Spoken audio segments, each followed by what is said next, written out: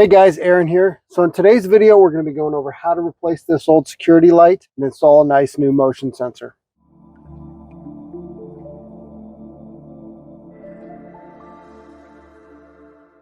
Now this light actually works just fine, but as you can see, it's very old, probably about 20 years old.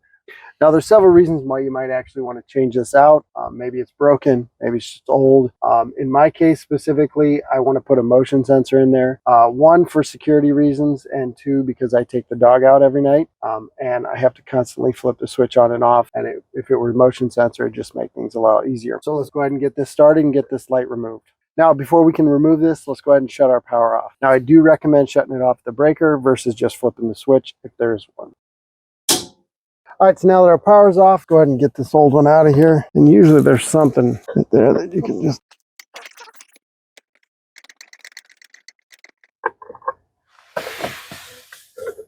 Now, before we take this off, let's just verify that we got no power in here. And we're good.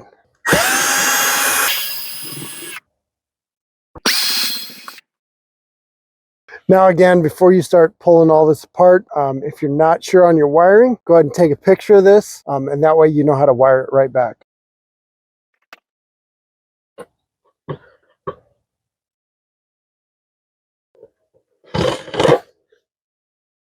Now looking at this, I can tell you this probably does need to have a clamp back in here to make it meet code, and honestly this wiring could come back a little further out, but honestly I'm probably not going to mess with that just because it's an old box and I don't really want to turn this into a much larger project. I am going to change this thing out though. Now next thing we're going to do is we're going to install our mounting block to replace the one we removed. Now there's a couple of different styles of mounting block. You want to make sure you get the one that goes over the siding. The other thing is these come in different colors, and if you have a strange color of siding, you may want to try to order this ahead of time because it may not be carried in stock. So I suggest ordering it ahead of time. Check the link in the description below, and you can go ahead and order whatever color you need. But first thing, to install that mounting block, we're going to need to cut a hole in it.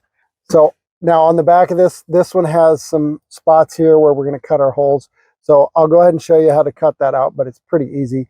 You can just do it with a pair of tin snips or a knife or something like that. But let's get this cut out real quick. Now, if you use a knife, just be careful not to cut yourself when you're doing this.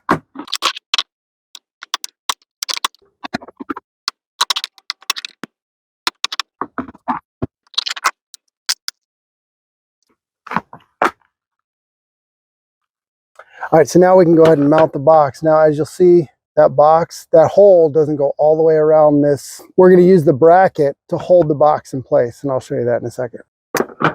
All right, so like I said, we're going to use the bracket here to hold the box in place. So go ahead and move your wires. And then I'm going to use the existing screws just because this is a shallow box, but most likely it'll come with other screws you can use too. Then I also had to notch a little section out here just so I can get the screw in.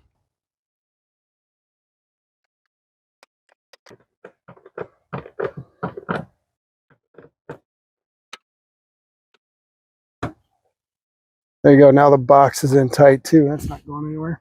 All right, so now I'm going to go ahead and wire this up. Now the new light comes with wire nuts here. I'm going to go ahead and use these Wago 221 wire nuts. These are really nice. They're easy to use. They just flip that open, slide that on there, and then close it. Make sure your wire's all the way in. Now, if you want to know where to get these, just go out to my Amazon store, go down to the electrical section, and then you'll find these in there. And you can buy these, of course, in a big kit, which is nice, and you can get multiple different sizes. So let's go ahead and get this prepped up here. Put these on, snap them down. Like I said, make sure your wire's all showing there on the other end, like that. And then you'll see that's locked in place. Next, we're just going to connect up our wiring harness. Now, what I like about this light is that you don't actually have to hold it up. So I'm not trying to do both at the same time. This comes apart and I'll screw this on later. But this is super easy to use. It's super easy to connect. And like I said, if you want to know where to get this light, check the link in the description below. There'll be a link to this light as well. Now it's as simple as, pop open the other side. The green here is going to be our ground. Now this is braided, so I like to twist these a little bit first, just so it doesn't get smashed up, but that goes in there pretty easily. Again, make sure you're connected there. Close it and twist that just to make sure it doesn't fall apart when you try to push it in. Flip open connector. Go in like that, just make sure it's there. And white to white, so neutral to neutral. And then we're going to go black to black. Again, twist that, flip open our connector, slide our wire in, snap it close. And really that's all there is to it for the wiring side of this. Then we can just push this back in. And again, these shallow ones are very tight. So that's another benefit of using these Wago 221s is they don't take up a lot of space. Now I prefer to always split my ground, or excuse me, my hot and my neutral here. Push those back in there. Then what you're going to line up is this hole back here with this screw here. And then on the back, you'll see the connector here. It will fit right into there. So it's really easy to use. Right on there. And then there's a screw in the middle that you don't have to take out. It's stuck in there. Push it in, and it'll tighten it down. Now, before we go pat ourselves on the back for a job well done, we need to make sure this is watertight. And the way to do that, just get yourself some clear silicone or white silicone, and we're just going to go along the sides here and fill this up. This is clear, just comes out white apparently. Your siding, you may have to fill it up more than.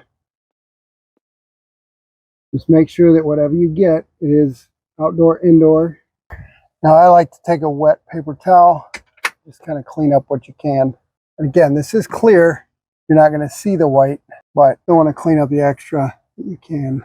All right, then on our sensor here, we have 4 settings. Here we have our time setting. This is going to be how long it stays on after no motion has been detected anymore. So you can set that to 1, 3, or 7. In the back here, you have your brightness setting. I usually leave it on bright all the time. So then we have our ambient light sensor here. This has daylight, sunset, and then we have night. If you flip it here, the light will work in the daylight or the night. If you flip it in the middle, it'll only work at sunset or later, or at night. And then if you have it there, it's only going to turn on at night. So that's usually what I set it to. Then here we have our sensor range. This is, if it move it all the way to the front, it's going to be a low sensor, so it's only going to detect stuff that's really close. And then again, you move it up a little bit, and it'll extend that range out a little bit, and then the highest range here is farther back. So again, it really just depends on what you're using it for. Like I'm using it on my back porch, so I probably won't have the sensor range all the way up, whereas I would if it were my driveway or something. And that's the light installed, pretty easy.